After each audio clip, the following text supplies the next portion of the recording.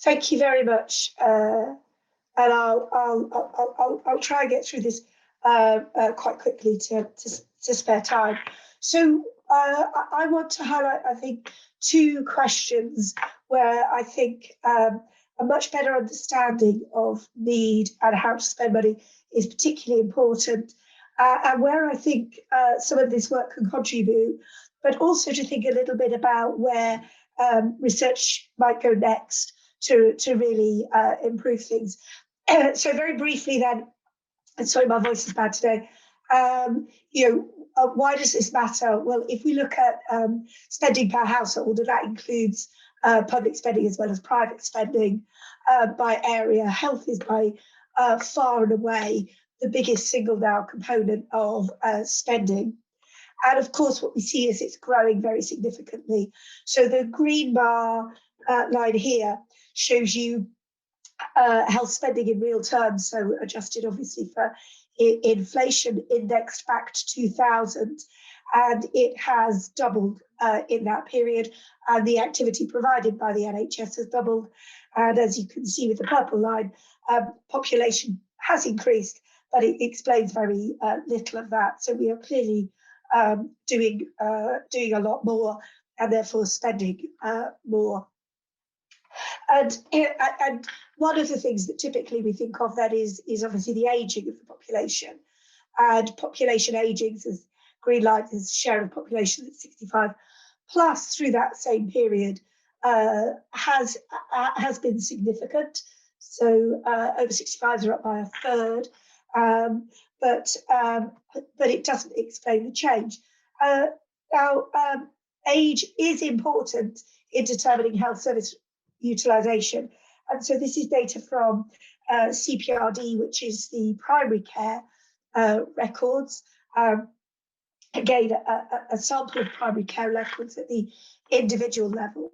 And what you see clearly is a standard age cost curve in primary care for the last year that I've got available, which is 17-18 from that data set. But if you look at the bar chart then, what you see is that in that period from 2000, actually within age groups, patterns of utilisation have changed significantly. So utilisation within older age groups has increased. Utilisation within younger age groups has decreased. And we need to ask ourselves, is this appropriate? Does this reflect changing patterns of need or problems on the supply side or access to services? If we look at A&E, again, we've got this very clear pattern with age. It tends to be much delayed, so pattern of use by age is more common throughout working age and then rises very significantly into older age.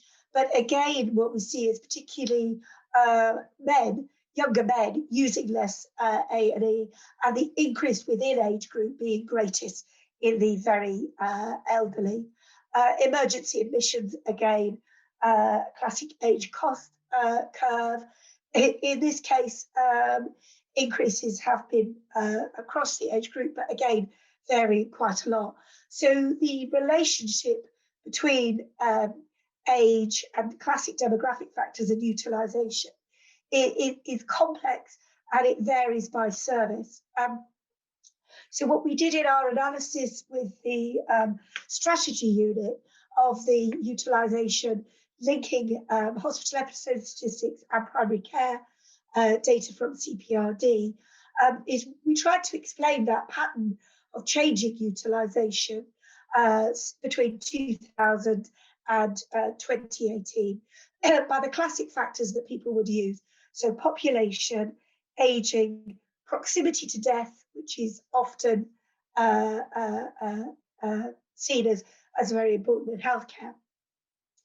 And that we group together as those demographic factors, and that's our red line. That's how much you would have expected activity to have grown through that period based on those factors. And what you see is that actually in some services, so primary care, community, ambulance, actually those demographic factors explain quite a lot of the, if not the majority of the change in utilisation. But there are other services where those classic characteristics explain very little of the changes in services over that almost 2-decade period. So from the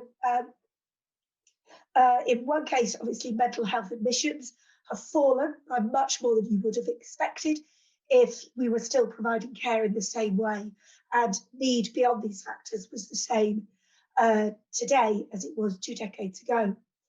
At the other extreme, what we see is elective procedures have increased vastly more than you would have expected based on demographic factors, at around 10 times the rate that you would have expected.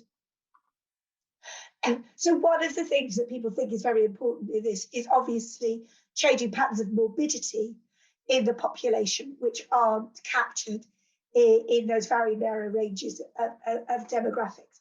And certainly it's the case that the number of people, when we look at primary care records, who have a long-term condition, or most importantly now multiple long-term conditions, has increased through that period. And I think one of the real value potentially of this literature and the work that you're doing in Understanding Society is to shine a much greater light on long-term conditions, understanding underlying morbidity, and to be anticipatory of that, rather than just wait to it to emerge in healthcare utilisation data. And I think that is really, really important. And so I really welcome this literature, and I think it's really critical.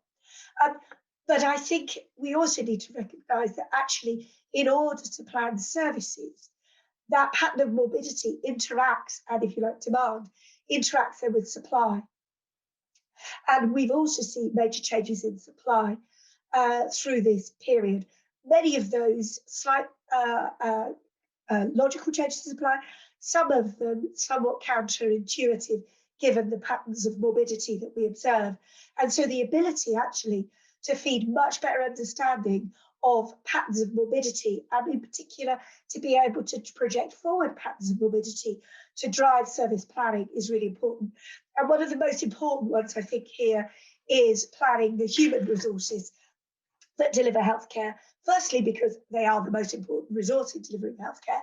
But the second issue that I think is really important is the lead time for planning the workforce is very, very great. Most obviously with doctors, where it's over a decade, but also with nurses, at least 3 or 4 years, just for a newly qualified member of staff. And so what you see through this period is that actually, as I observed in that earlier data, we saw biggest increases in activity that weren't explained by demographics in hospital services, and in particular in planned procedures, and relatively little growth in primary care services. And what we see through this period is hospital doctor numbers have increased substantially more than the number of GPs. So is this a reflection of need in our communities, or a reflection actually of failures in workforce planning that led us to a mix of supply which didn't well match need and has constrained access to services, and arguably therefore pushed us to more hospital-based care, which is against kind of the direction of travel in policy to spend money wisely. But there are some things as well where technology has changed this in ways which actually mean that areas of need can be met now much more cost effectively, and you would expect activity to grow.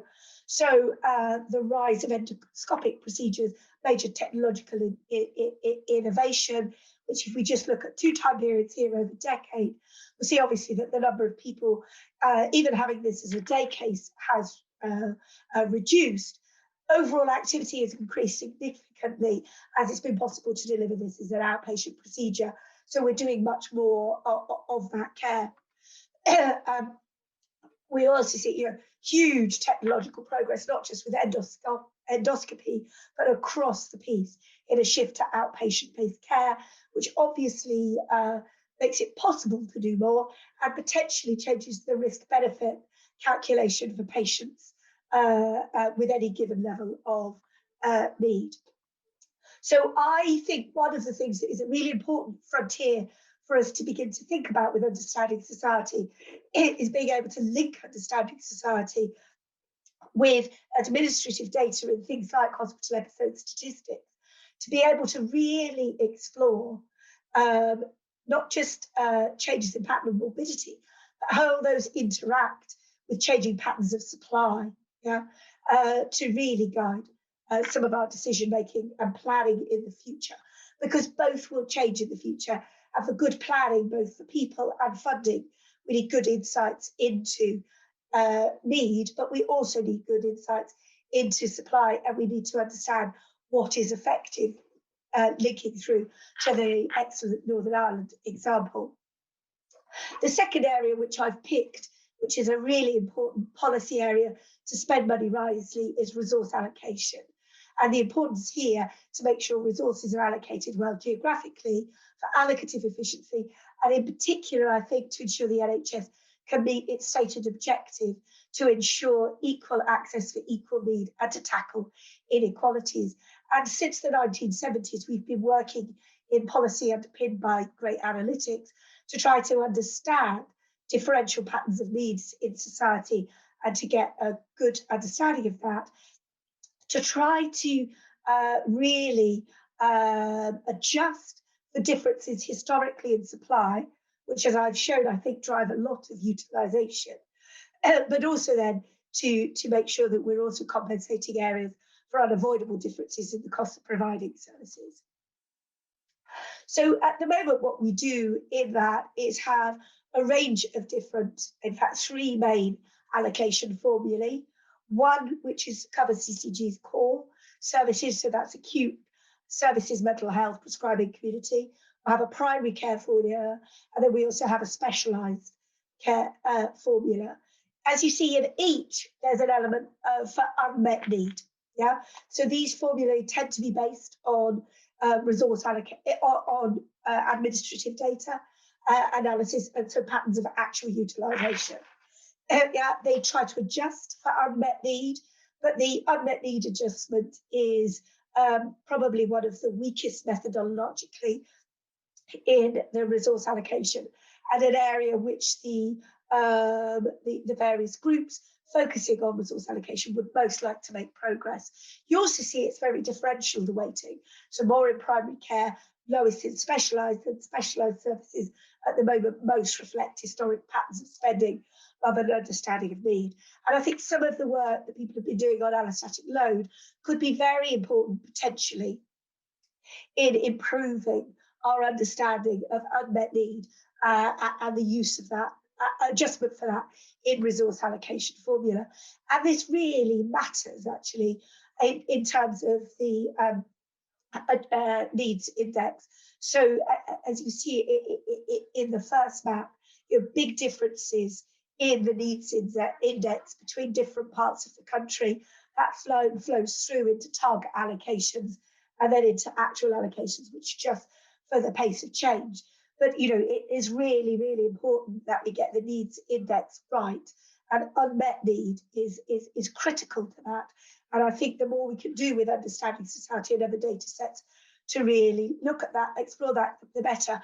Again, I think the link to administrative data is really important, because we want to understand, I think, not just how need changes, but whether the response to need is differentially limited.